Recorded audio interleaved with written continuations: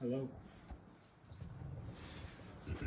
Ladies and gentlemen, today I am presenting a slideshow on the growing mental health crisis in America. My name is Owen Amble, and today I am presenting Why is America Unhappy? Let us begin. Well, honestly, I don't really even care that much about this issue. It really doesn't even matter that much to me at all, and I would rather just keep that stuff bottled up. I don't need to talk about it. I'm a perfectly normal, healthy person, so it doesn't really matter to me too much. So yeah, let's just talk about something else. So I got something really cool to show you guys. Tyon Grant Foster. I'm gonna miss him so much playing at Grand Canyon University. He was such a good player. He kind of had a down year this year, but man, he's just all around electric. And man, I would give my life for this man. But see, gentlemen, that's exactly the problem. We would much rather talk about completely different things, just like positive things, we'd rather small talk about stuff that doesn't have as much significance as our mental health. It's truly crazy how mental health can just be shoved under the carpet, bottled up by so many people to the point where you don't even notice it in your own friends and family that you see every day.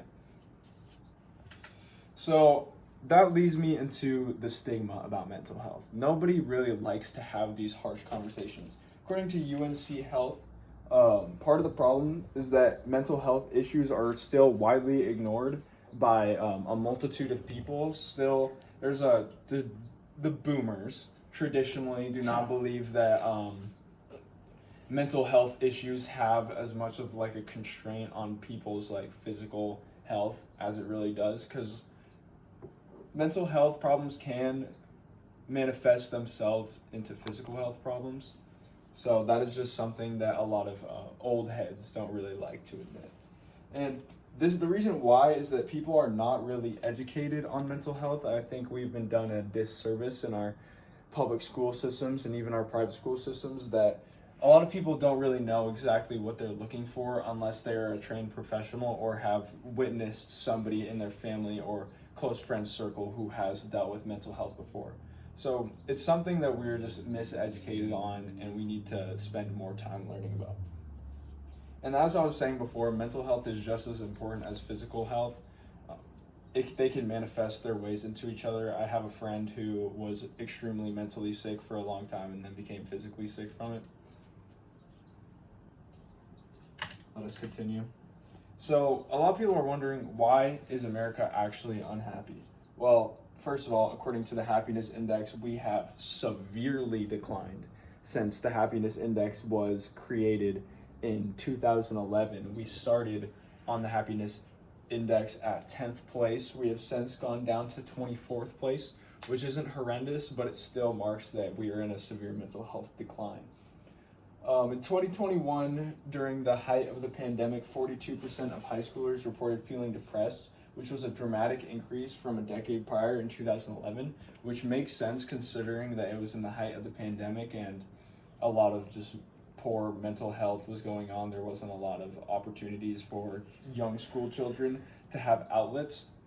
But this has continued into this year, because nowadays, because of the growing amount of substance abuse that occurs in high schools all around the country, dopamine dependencies have become much more common, and kids in this day and age are much more likely to get into drugs and become addicted at a younger age than at any time in American society, according to Pew.org.